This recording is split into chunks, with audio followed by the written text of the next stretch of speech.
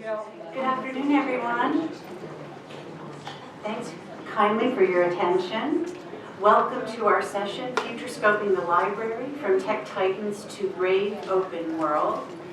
My name is Anne Gabriel, and I'm with the Global Strategic Networks team at Elsevier. Just a word about my boots for today. When I left New Jersey, my husband said it's going to snow on Friday, so I promptly put on my boots and then forgot to pack any other shoes. So, this is it for the whole time here. And another sartorial comments, I'd like to thank UNO for the badges, which are vaguely reminiscent of Elsevier with their bright orange color. Maybe a good thing or a bad thing for UNO, I don't know. So, thanks so much for being here today. Really appreciate it. If you're not up for a highly interactive session, don't stay with us, but if you're up for some real thought-provoking interactive discussion and dialogue about the future of the library, please do stay. So rarely in the history of science, technology, and medicine have we witnessed such rapid and profound change. Advances in technology and funding pressures, political uncertainty and population shifts, and the societal challenges on a grand global scale are elements all combining in uncertain ways to transform how research information is created and exchanged. And the ability of the research community to thrive in this new world will depend on understanding the opportunities and challenges that these changes offer and what steps need to be taken now. So what we wanted to do is take you on a future scoping journey and share with you some of the ways we think the world of research and science could appear 10 years from now, and more importantly, hear from you what you think. So this is part of a broader study that Elsevier has conducted. We have copies of the executive summary available here, and the full report itself is freely available on our website. Joining me today is a very distinguished panel. Our Rick Anderson, Associate Dean for Collections and Scholarly Communication at the University of Utah. Welcome, Rick. Diane Brooksford, Dean of Libraries at the University of North Texas.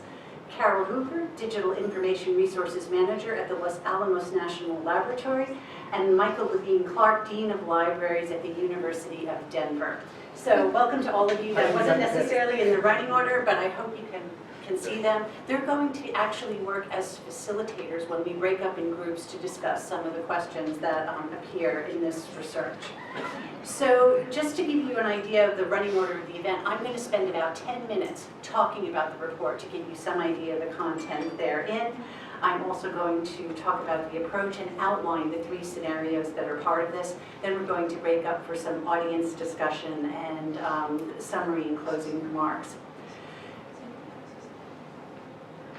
Today's trends will likely shape the research landscape in the decade ahead. So Elsevier joined forces with Ipsos MORI, the global market and opinion research specialist, to embark on this study. The focus wasn't on what topics will be researched, but how the research will be conducted and findings communicated. This report is very much future scoping. It's important to remember that the scenarios presented here are possibilities. They're not definite.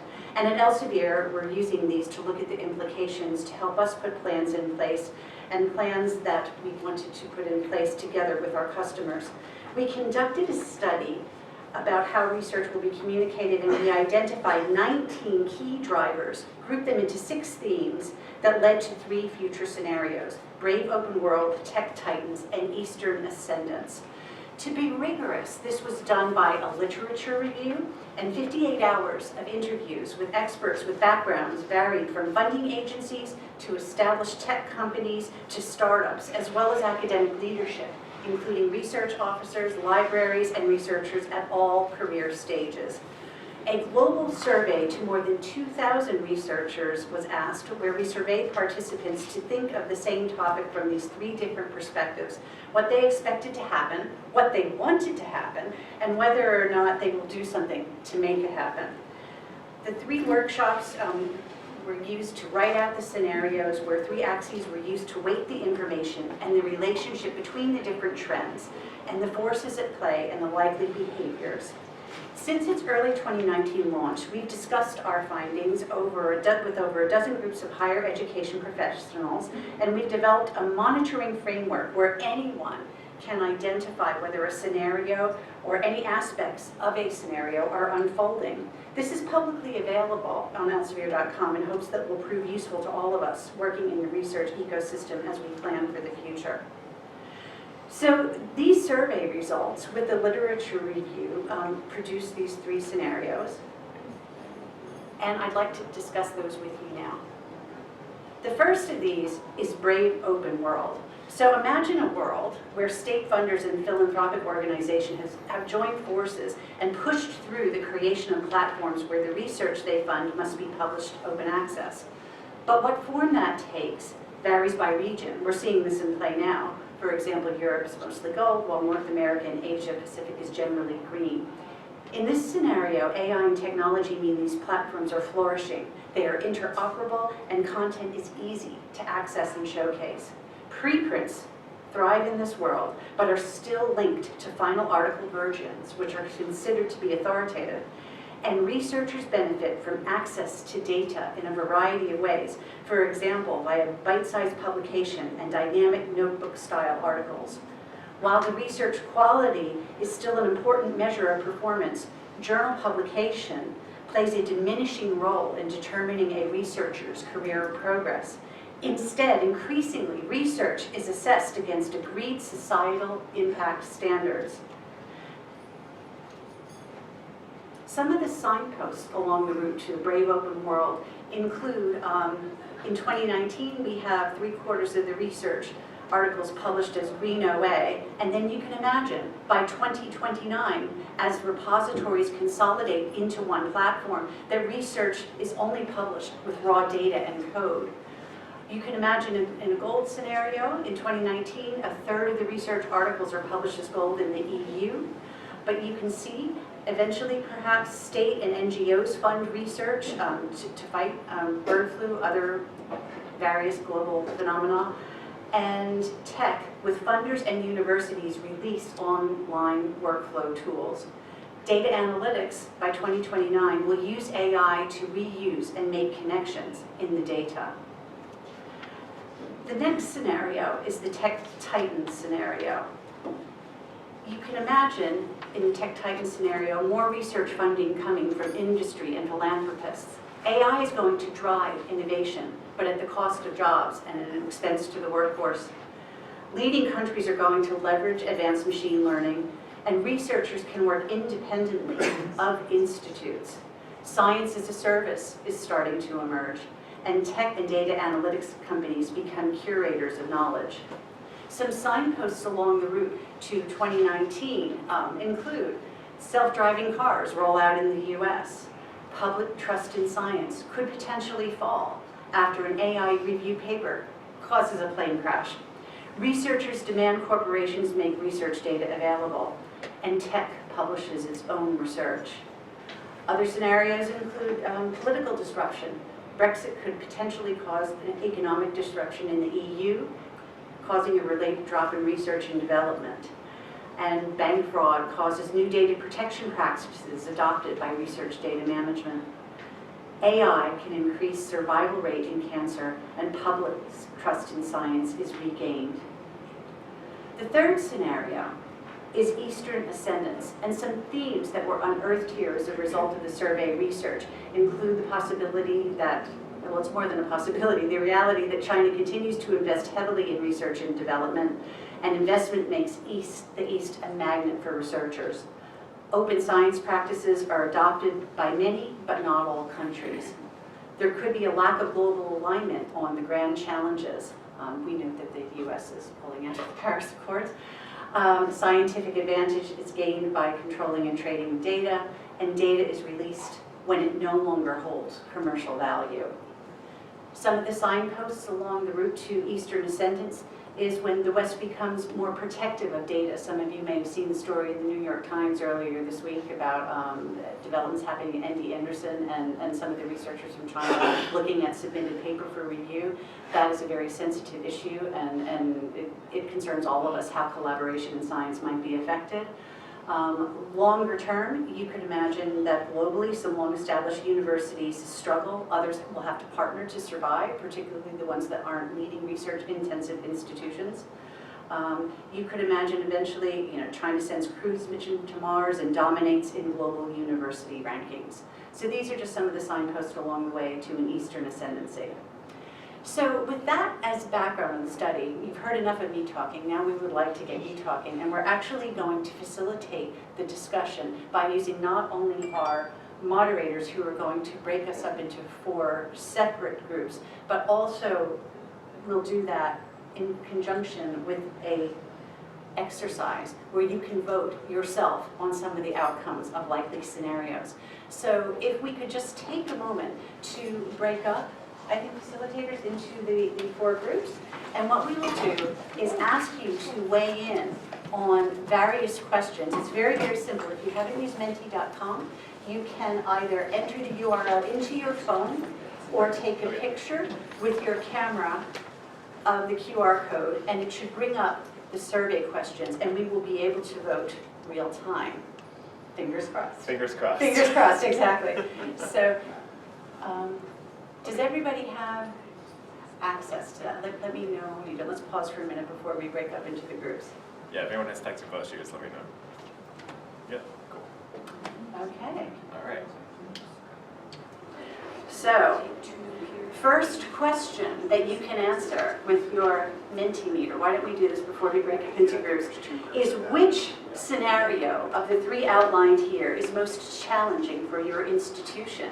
Is it the brave open world, the Tech Titan scenario, or Eastern Ascendance? And you can see as you vote, the responses will come up here. And what we would like to do is, once the votes are in, break up into groups and discuss this in a lightning round of discussion. And for all questions except this first one, I'm able to share with you the results of the actual survey. Okay? So, next question with your Mentimeter. In 10 years, do you think research will be valued for enhancing human knowledge, its commercial application, or will the scenarios be equally likely?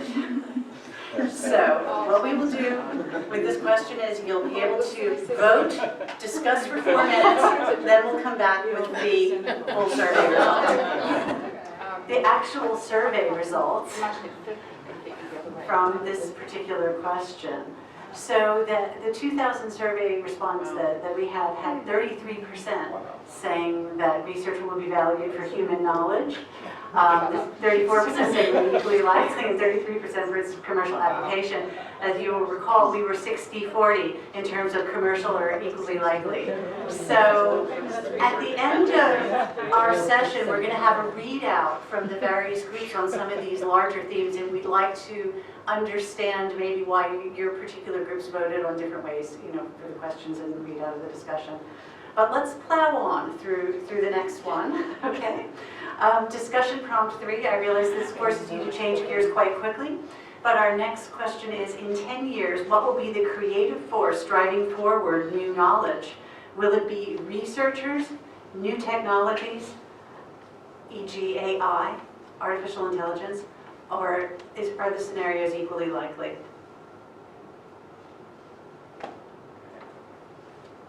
So, please vote, discuss, and we'll come back with the survey results in about 5 minutes.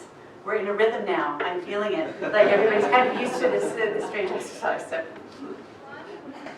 let's have a look at what our survey respondents said to the same question. Okay, ready? So in 10 years, what will be the creative force driving forward new knowledge? 42% said researchers, 27% said technology, and 31% said equally likely. So,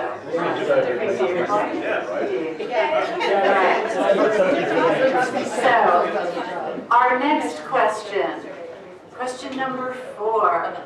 In 10 years, the success of research will be judged primarily by open articles in journals, upon articles in journals, nearly open.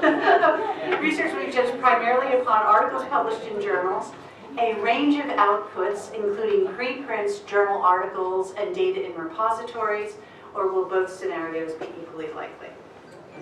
Right, the little chime says that I'm about to reveal the results of the full survey related to in 10 years of the success. Research will be judged primarily by 36% articles published in journals. Remember, this is a global survey. This may impact certain things. And 26% felt the scenarios were equally likely, with 38% an almost even amount talking about a range of outputs. So very different response there.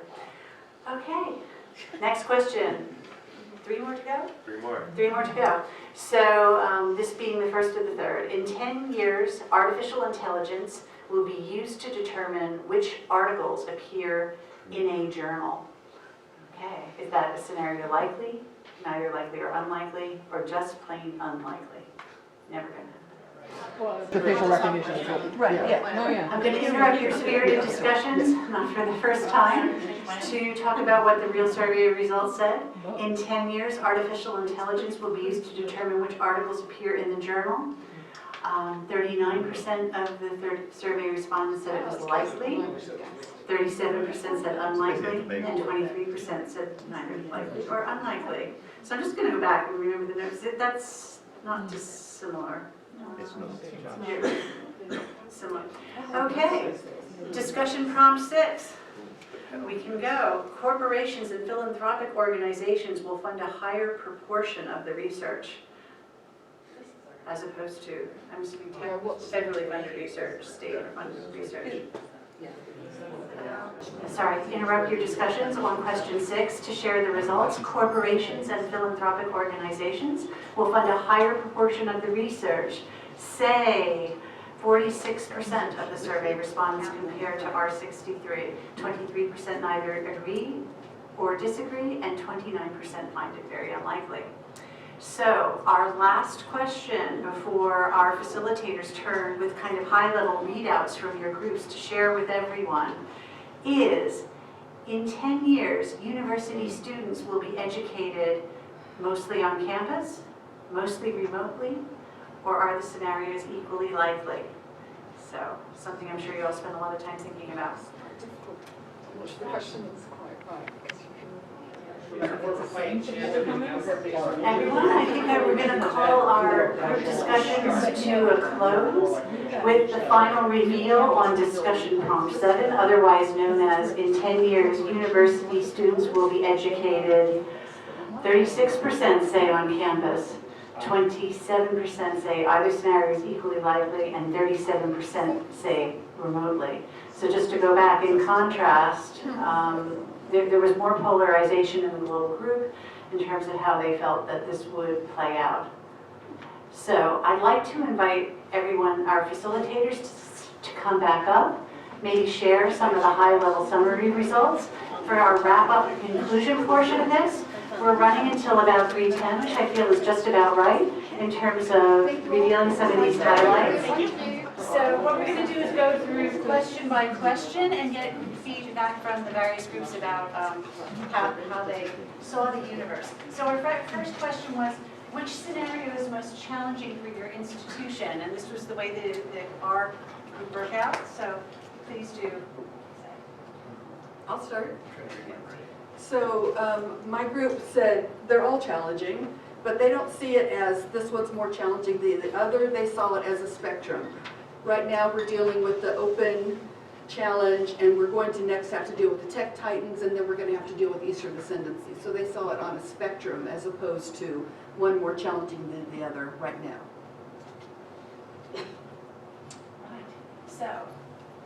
So, Michael. Yeah, we didn't actually answer the question. Well, we never quite got there, and then suddenly we were out of time. But we did talk about the fact that and I should note we had several publishers in the group, and so we actually talked about threatening to institution could mean threatening to publisher or threatening to the library. But really, in all 3 of these scenarios, we perceive there being some threats. Or challenges? Is it threatening? Threatening or challenging. Okay. Yeah, either way. Yeah, okay, fantastic. Rick, how about you?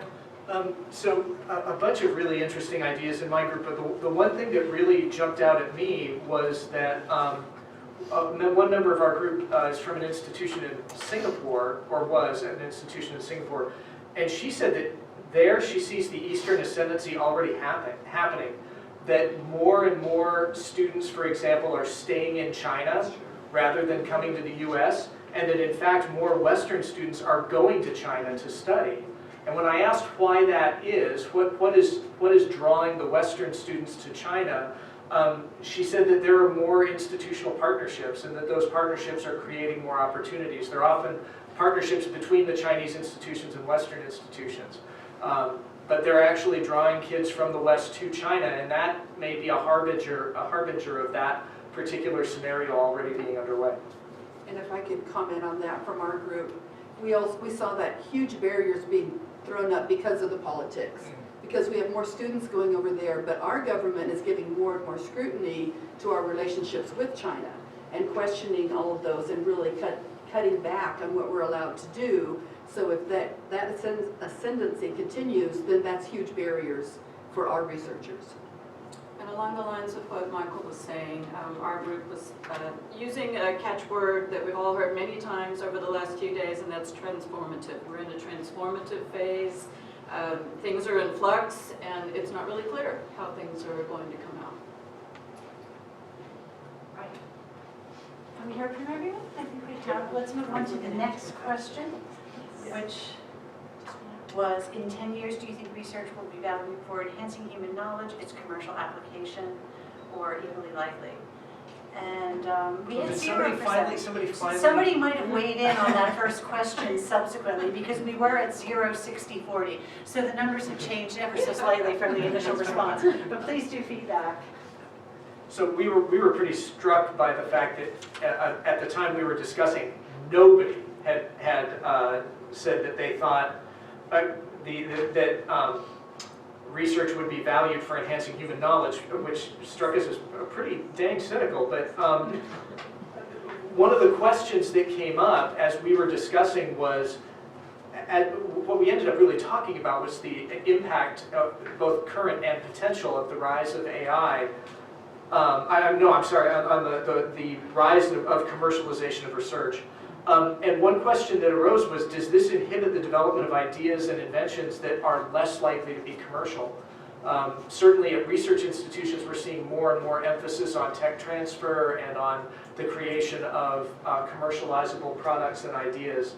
But another point that was made was that tech transfer has different implications depending on the field, even leaving aside the question of humanistic disciplines. But even from science field to science field, the implications of tech transfer are really varied. So we found this a very interesting and kind of disturbing finding. So we talked a lot about the question itself and about the wording. We weren't sure what value meant, and we talked a while about what do you mean by value in this context? What are you measuring, and how are you thinking about the reward system? We talked about tenure in that process, and then moved away from it. But we also talked about whether the question really should be about a theoretical versus applied application of the research, right? And sort of, is that what this question really is getting at? Regardless of sort of whether you think it's commercial application or not. And one really, I think, important point is that that commercial application and enhancing human knowledge are not mutually exclusive categories, right? You could have something that is commercially applied but also enhances human knowledge. And then I guess another point too is that we've already sort of moved away from research being funded for the public good, with commercial applications sort of being a byproduct of that, to often having things that are funded as commercial research, and then the public good is a byproduct. Right? So it's what the primary reason for it is, but it could end up having both of those applications. All right, we expressed some cynicism as well as some hopefulness. The idea about commercialization winning leading to a competition for funds, and then everybody follows the money. And the smaller, maybe better ideas get pushed out because there's no money for those. And there was a hopeful expression shared, tied up with fake news out there. And if everything is about money, then maybe there's a conflict of interest and some not so truthful things get funded. But we're hopeful that the truth wins, and there's still peer review and humans looking at everything out there, but it's not clear. I don't have anything additional, and we're going to quickly run out of time, so I'm not going to say anything. So we need to just stick to a point or two. We do, okay, so Yeah. let's move on then to discussion prompt 3. In 10 years, what will be the creative driving force towards new knowledge? I can Yeah. talk about this Yeah, one. please. We said they really have to go hand in hand. I mean, we kind of lean toward researchers, and the results kind of lean toward researchers. You don't get new tech without researchers doing research to create new tech. So we found them. We thought it might be interesting that the next generation coming up, there's a lot of talk about this next generation being different from the boomers, so they might have some effect on this, on how these two go hand in hand. Any other inputs? That's a lot like what our group said. Okay. I like that there's unity. There's more unity as we get closer to the coffee break. I know. Nothing drives Right. consensus. Exactly. Consensus like lunch. Okay. Right. In 10 years, the success of research will be judged primarily by, upon articles published in journals, a range of outputs, articles and data, preprints, or are these scenarios equally likely? What did we think? I'll just throw in really quickly that at one institution represented in my group, the faculty are already judging each other more on grant funding than they are on publication in top journals. I thought that was really interesting. That is really interesting. I think our group was surprised by the result, that the researchers saw it more equal. We thought there was going to be more change faster in getting away from just articles. Yeah, we were some of each. A combination of outputs was the primary vote, but there was one comment that with the promotion and tenure process, 10 years may not be enough to really make a substantive change in that process, so it's uncertain. Ditto. Talked about that too. Yeah, we of course, because we questioned every question, we wondered what success meant, and how you would judge it. And we had a long conversation about tenure and promotion and whether that was what we were talking about here. Ultimately, I think we thought that it depends on what the funders want, and that funders will drive this. So note to self, the next time Elsevier does a survey, we're inviting Michael to help shape it. Or that group. For that group, yes, the whole group. So discussion prompt 5, let's talk about AI. In 10 years, artificial intelligence will be used to determine which articles appear in the journal. I think this is a fascinating question. What did the group think? Our group thought that AI is likely to play a part. In fact, it already is in some areas, like archive was mentioned, how they pre-process some of the papers to kick out non-science, we'll just say. But we were generally thinking it probably won't be the whole process. We were pretty split on this one. Some people saying people just aren't going to trust it enough to let it do peer review. And the other half, several of us saying, we don't trust each other enough to do our own peer review. There's already that. So we were pretty split on that one. And thought maybe 10 years was too soon.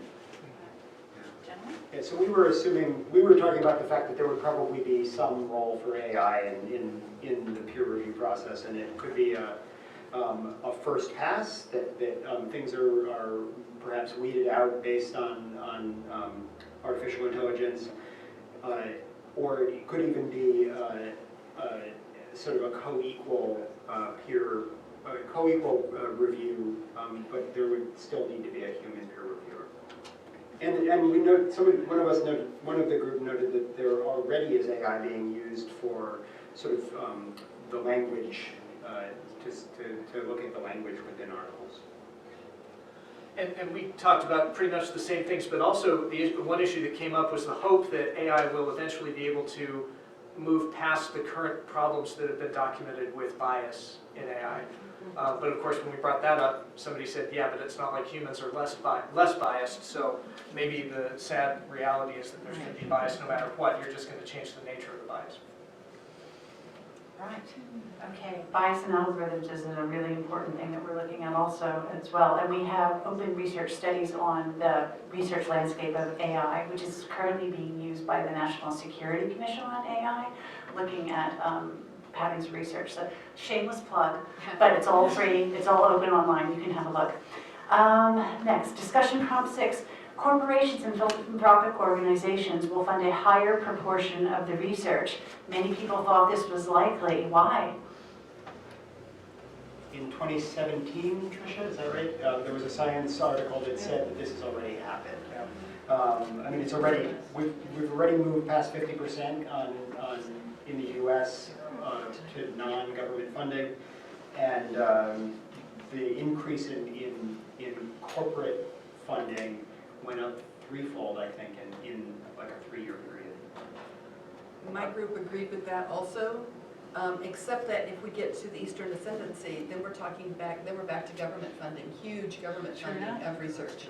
So where we are now on the road we're on, it seems it's just going to go up and up, but Eastern Ascendancy throws that off balance.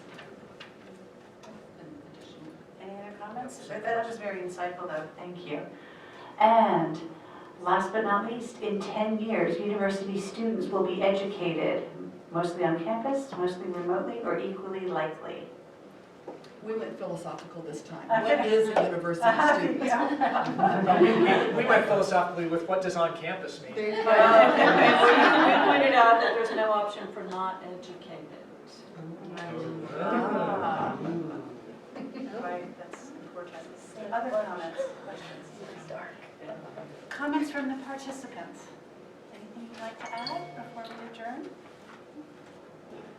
This was fun, thanks. Yeah, thank you. Thank you all. Okay, thank you.